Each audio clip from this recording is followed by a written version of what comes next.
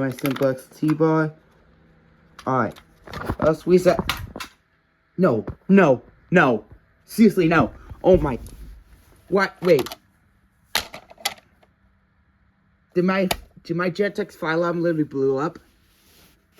I was playing with it earlier and it suddenly blew up. A strobe clearly stopped working. Oh crap. Oh no. Tell me it still works. I need to test the battery. Crap. Alright. No! I just blew up my $60 fire alarm. Well, let's just see if it plugs in.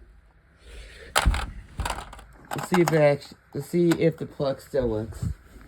Because I think I just blew it up last night, honestly.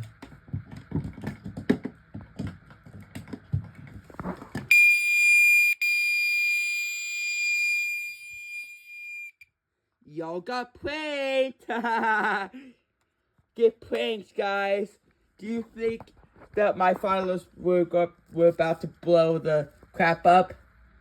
Haha, you guys got literally big prank this time, honestly. But yeah, no fire alarms are needed known to blow up, honestly.